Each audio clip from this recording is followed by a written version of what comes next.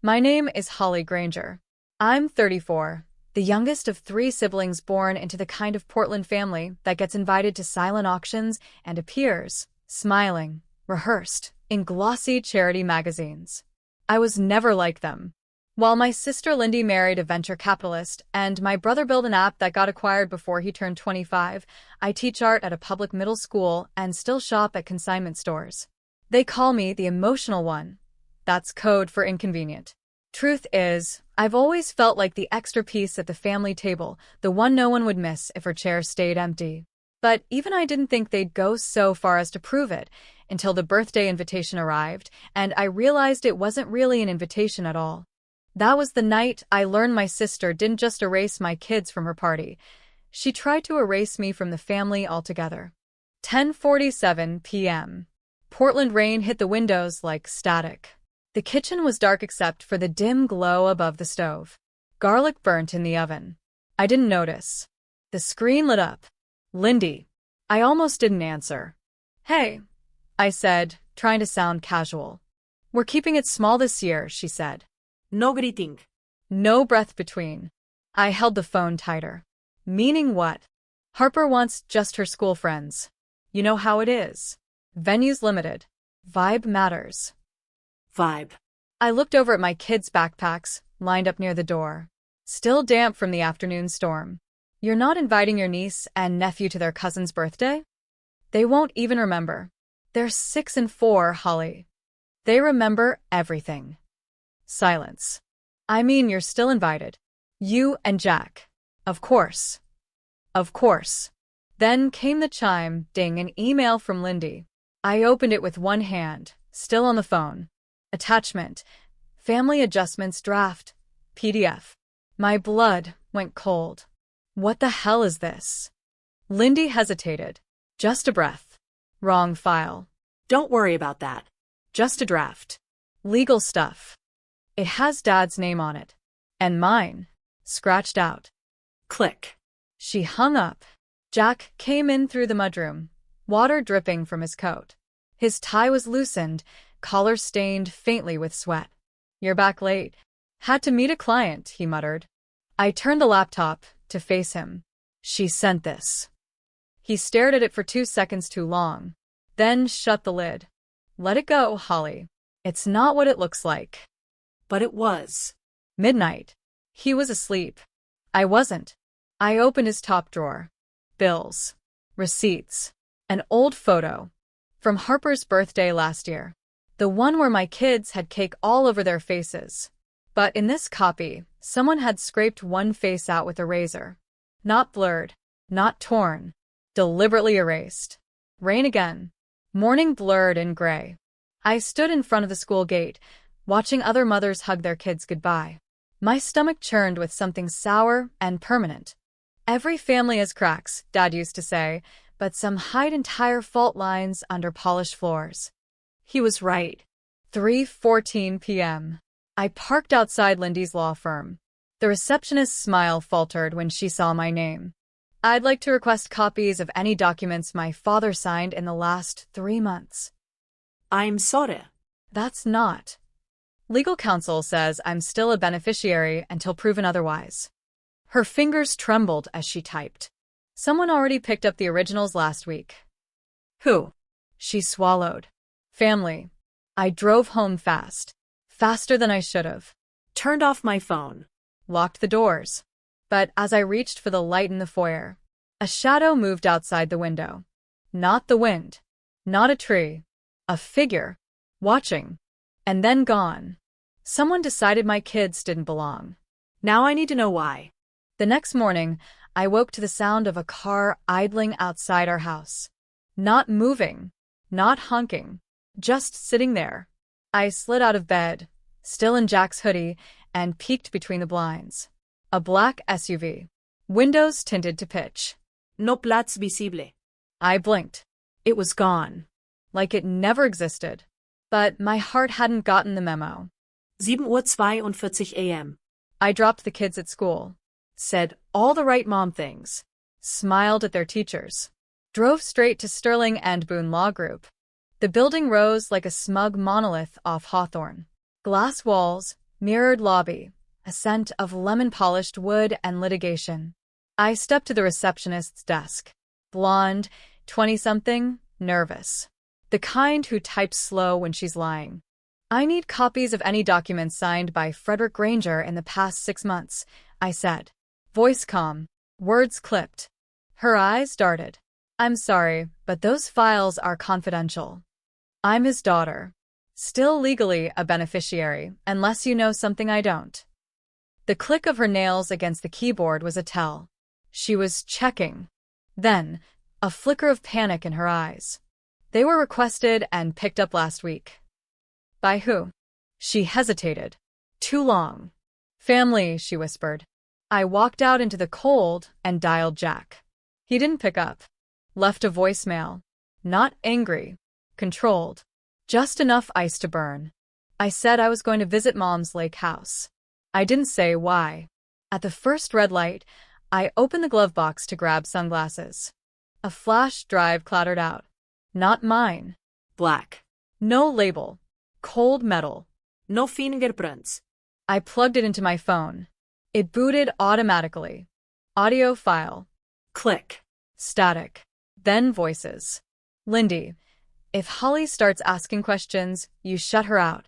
Male voice. And the kids? Lindy again. Collateral. Remove them. I pulled over. Vomited onto the pavement. There's no such thing as coincidence, Dad used to say. Only people pretending there is. He was right. The lake house sat at the edge of dense pine trees and regret. Dead leaves clung to the porch. Door still had the dent from the night Dad tripped during that last winter storm. Inside smelled like dust and bourbon. I headed straight to the study. Pulled the bottom drawer. Found what I was hoping for. Dad's ledger. Black leather. Tabbed by year.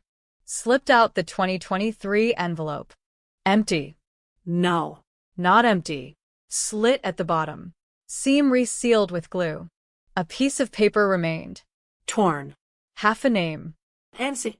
And a routing number. Back of the car, my phone buzzed.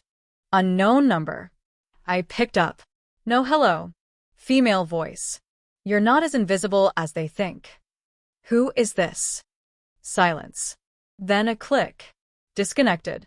That night, I waited for Jack to get home.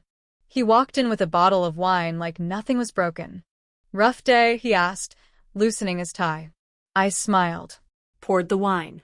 Let him drink first. Then slid the flash drive across the counter. He didn't touch it. Just stared. You were supposed to be the stable one, Jack. He didn't answer. There's something worse than betrayal, I said. It's cowardice dressed as love. He finally looked up. I didn't want this, Holly. Didn't want what? But he didn't answer. Just walked upstairs. Door shut like a judge's gavel. 2:11 a.m. I couldn't sleep. I sat in the dark living room. The windows reflected back someone who looked like me, but colder.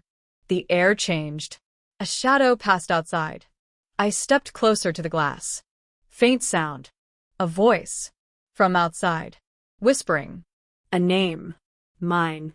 If they're watching me, then someone's scared of what I might find. The venue was too quiet. No kids. No laughter. No staff. Just balloons, half inflated, bobbing lifelessly near the ceiling, like lungs that had given up halfway. The rain smeared the glass doors behind me as I stepped inside. My heels echoed across the polished concrete. Cold. Sterile. Off. Something wasn't right. Birthday parties don't feel like this. Not even the expensive ones. I moved past a stack of unopened gift bags. A half-folded sign read, Happy 9th Harper, but the marker stroke stopped mid-curve. Like someone was interrupted. I followed the silence. Room by room. Nothing. Then I found the file. It wasn't hidden. It was just sitting there, on a table in the staff break room. A black folder. Thick. Legal-grade paper. I opened it. Guest list. Budget. Catering order. But then, another stapled set underneath. Beneficiary restructure. Granger Family Trust. The date. 3 weeks ago. My name was there. Crossed out. Not digitally. Not by accident. with red ink. Enforce. Jack's name was added beneath. As secondary. Lindy listed as primary executor. And then something else, a page marked private, tucked between two schedules. Banking details. Transfer logs. Offshore account routing numbers. Account name, NDC. My knees buckled. I sat hard. Breath caught. I had seen those initials before.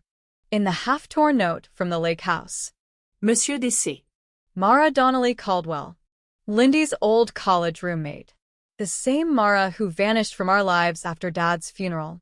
The same Mara who now, apparently, owned a portion of our legacy.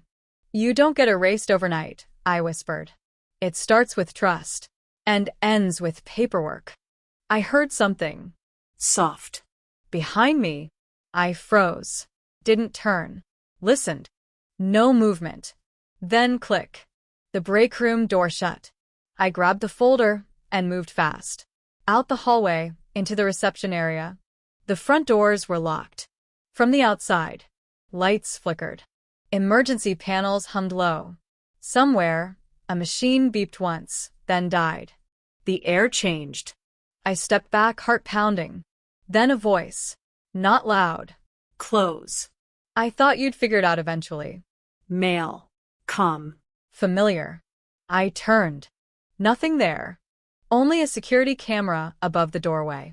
The red light blinked twice. Off. On. Off. Down the corridor, the office labeled Event Coordinator was ajar. Inside, empty champagne flutes. One still held liquid, flat, untouched. Laptop open on the desk. No es quieren saber. A video file queued up. I hit play. It was footage. Of me. 2 nights ago. In my kitchen. On the phone. Holding the flash drive. Then a new angle, my car. Me vomiting by the side of the road. The lake house. All of it. Every move. Recorded. Archived. I backed away. Fingers shaking. A new message popped up on screen. You're playing checkers. They're playing chess. Another line followed. Don't go to the press. You'll burn with them. Then the screen went black. I ran. Out the fire exit. Alarm blared, but no one came. Rain hit like glass. My shoes slipped. I dropped the folder. Pages flew. I grabbed what I could, soaking wet. A car engine roared behind me. Black SUV. Same one. No plats. Headlights off.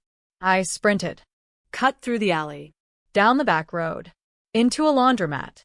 Door slammed. I hid between machines. My chest heaved. My hands shook. Every time I thought I was a step ahead, I was actually 3 behind. I pulled out my phone. Opened a contact I hadn't touched in years. Liam. Typed, meet me. Now. You were right about Lindy. Sent. The screen flickered once. Battery low. I stared at my reflection in the glass of the washer door. Pale. Vet. Eyes wide. Then I saw something behind me. A shadow. Watching. He knows my name, and he was waiting for me. Liam met me in a parking garage beneath a shut-down mall on the east side. Portland humidity clung to the cement like mildew. 3 minutes, he said, flicking the cigarette before it even lit. That's all I've got before they track this. Who's they? He didn't answer. Just opened his bag and pulled out a burner phone. Passed it to me. Don't text from your phone again. And delete every voice memo. Now. I did. You said you were out, I said. Disappeared. Off-grid. I was. But someone pulled my name into this mess again. Probably Lindy. Probably Jack. You know they tried to cut me from the family trust? He scoffed. Tried? No. They already did. We drove in silence to my mother's old house. Liam said they wouldn't look for us there. I hadn't been back since the funeral. It still smelled like old roses and vanilla air spray. A perfume of grief. I took him straight to the fireplace. Pulled the wedding portrait off the wall. Behind it, hidden behind cracked drywall and dust, was the safe. Combination 9-7-2-6. My birthday. Dad's idea. He always said, If anyone forgets your value, make them pay for it. Inside the safe, 2 items. A manila folder with a wax seal. And an old VHS tape labeled, Lindy, 1995. I handed Liam the tape. What the hell is this? Something I should have watched years ago. We plugged the VCR into a small TV in the den. The screen flickered. Grainy footage. Lindy, age 16, in Dad's study. Alone. She opened a drawer. Took out the estate documents. She practiced his signature. Over and over. Dozens of sheets. Calm. Mechanical. Then she turned to camera. I'm going to be better than all of them, she said. He won't give it to me now. But I'll take it later. The date stamp was clear. 3 years before Dad's first will. I need to move, I told Liam. Now. Before they find out I have this. You need backup, he said. Someone who still has legal access. I have Amelia. My parents' old attorney. She never bought into Lindy's games. Amelia met us at her office after hours. Gray suit. No smile. She scanned the documents without saying a word. Then, this changes everything. Will it hold in court? Yes. But we need to act now. Freeze the accounts before Lindy liquidates the offshore. What do you need from me? Proof that she used coercion or misinformation to manipulate the last signatories. She used Jack. Amelia raised an eyebrow. Your husband? He's not mine anymore.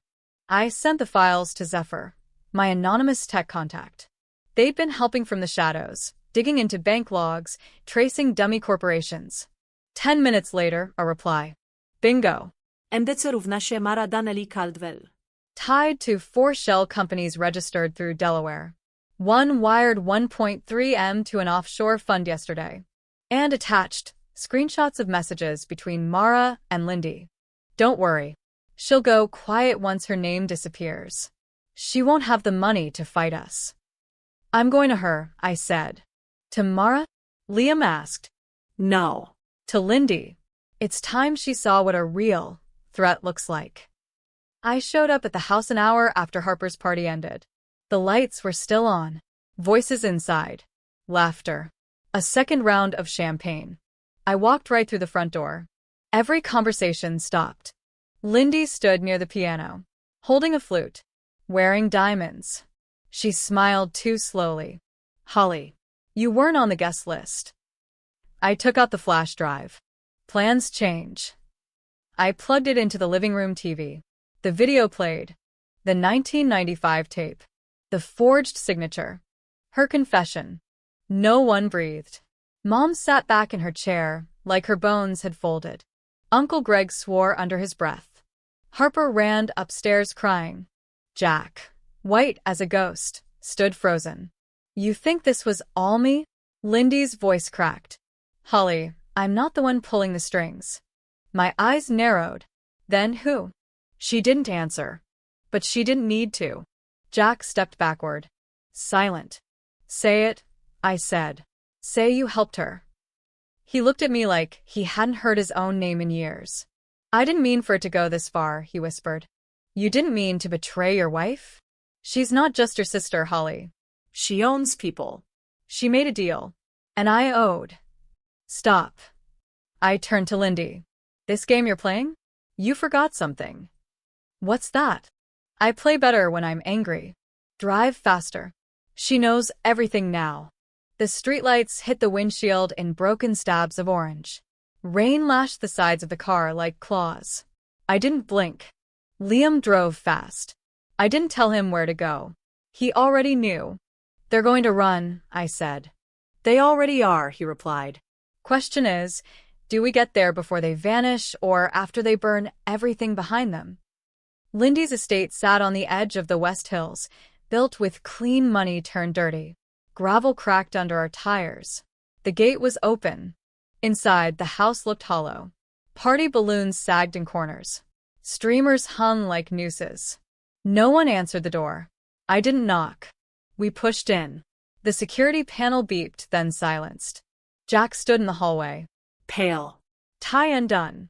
A glass of scotch trembling in his hand. She's upstairs, he said. Packing. Where's Mara? His jaw clenched. On her way. She's got an exit strategy for both of them. You don't know what you're walking into, Holly. Then maybe you should have walked out earlier. I found Lindy in her closet. Floor-length mirror cracked.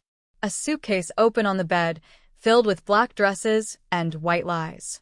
She didn't look surprised. Holly, she said softly, like it meant something. You lied to everyone. No. I told them the version they needed. You stole from Dad. You used Jack. You sold off our future to cover your failures. She turned slowly. Don't pretend you didn't benefit. You just weren't smart enough to secure your seat at the table. I held up the flash drive. This is going to the board, to the press, to the IRS. Her face didn't twitch. Instead, she smiled. You think I'm the endgame? She whispered. I'm the face. The pawn. The one they let play dress up while they write the real rules. I heard tires outside. Then the door. Mara. Tall, steel gray coat, umbrella like a sword. She walked in like she owned the floor, and maybe she did. You've made this very inconvenient, Holly, she said. That's what truth tends to do. I always admired your stubbornness. Shame it's going to cost you everything. Liam stepped in behind me, phone in hand. You're being recorded, he said. State and federal lines have been crossed. Multiple financial frauds. Wire transfers through illegal LLCs, obstruction of inheritance rights. Want me to keep going? Mara's lips curled. You're assuming there'll be anyone left to testify. Gun. Small. Silver. Quiet. I didn't see her reach for it, but it was in her hand. Pointed at Liam.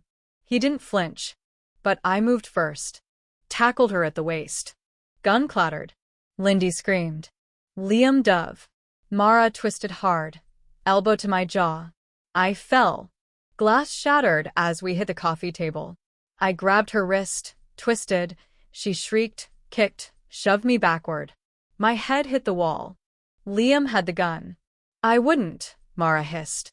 Lindy bolted. Jack stood frozen. Do it, I said. End it. But Liam didn't. Instead, he took out his phone. Sent the file. The sound was soft. Just a ding. But it meant everything. Amelia. The press. The DOJ. Everyone had it now. No more hiding. Mara stared at me. Eyes like steel. You think this wins? I stood slowly. Blood on my lip, bruises forming under my ribs. No. But it ruins you. You'll never come out clean. Neither will you. Sirens. In the distance. Closer. Lindy sank to the floor. Jack sat down on the stairs like his bones had quit. I walked to the window. Saw the first cruiser cut through the fog. You know what Dad used to say? I murmured. If you want to find the rot in a family tree, follow the money. Drive faster. She knows everything now. The trial lasted 7 weeks. It played out on every screen, every stream, every whispering street corner in Portland. Lindy's smug expression replayed 1,000 times on the news until the jury delivered what the entire city had been holding its breath for. Guilty. On all counts. White fraud. Tax evasion. Conspiracy. Obstruction. Mara didn't even show up for the sentencing. She'd vanished. Fled. Or was buried, figuratively or not. I stood on the courthouse steps when the verdict came down. Liam next to me, hand at my back. My kids waiting at home with my mother, too young to understand the full scale of what just unraveled. But they'd grow up hearing a different story. The right one. Not the Granger legacy. The truth. I walked away from that courthouse a different woman. Not lighter, just awake. Sometimes, strength doesn't roar. It doesn't swing or scream or demand justice. Sometimes it just stands, even when everything else is falling. A month later, I met with the estate attorney. Lindy had lost control of the Granger Trust. Jack, in a last-minute plea deal, had turned state's evidence. The judge froze Mara's assets. And the remaining family property, legally it reverted to the last Granger not listed on any fraud document. The one name that was never supposed to matter. Mine. The beach house sat quiet when I arrived. Gray shingles, white trim, ivy curling over the edges like it remembered better times. Inside, it smelled like salt and cedar. And dust. I stood in the kitchen, ran my fingers over the counter where Dad used to pour coffee. Saw the ghost of a smile in the window above the sink. Everything you bury, I whispered, grows roots. The kids were outside, running in the sand. Their laughter was the only sound I trusted anymore. Liam joined me with 2 mugs of tea, sat on the steps, wind whipping his collar. You ever think it'd end like this? He asked. I never thought I'd get to end anything, I said. He sipped, then stared out at the waves. You were always the quiet one. Until someone told me my kids didn't matter. 3 days later, the check arrived. It was anonymous, but I recognized the bank. Over $2 million. Transferred cleanly into a sealed account with no return trail. A ghost payment. Not guilt. Insurance. They were still out there. Pieces of this thing that hadn't burned. And they wanted silence. But silence wasn't something I owed anymore. I called Amelia. Told her the full story. Gave her everything, emails, bank transfers, statements, the recorded conversations Liam had captured. She said, You sure? It'll never go away after this. I said, Good, let it stay. She paused, then asked, What about your kids? I said, They deserve to grow up in truth, not in shadow. Weeks passed. Then a knock. A man in a blue suit. Soft voice. Hard eyes. He handed me an envelope. You may want to read this privately. Inside, a photo. My father. Standing beside Mara. Years before her first business deal. And a handwritten note. The trust was never about money. It was about silence. Underneath that, an address. Boston. And a date circled in red ink. Tomorrow. I stared out the window. Saw my daughter chase a gull across the sand. My son building castles against a tide he couldn't stop. A memory flashed. Dad's voice. Truth is never the safest weapon, but it's the only one that doesn't dull. I folded the paper. Burned it in the fireplace. Some wars aren't won. They're walked away from. I chose peace. Not because I was weak, but because I was the last one left standing. Let the world believe what it wants. Let the headlines fade. What mattered sat barefoot in the sand, spelling their last name in seashells. And this time, the name meant something different. Granger, rebuilt. Not rich. Not ruthless. Just real. Sometimes, survival isn't escaping the fire. It's learning to build from the ashes.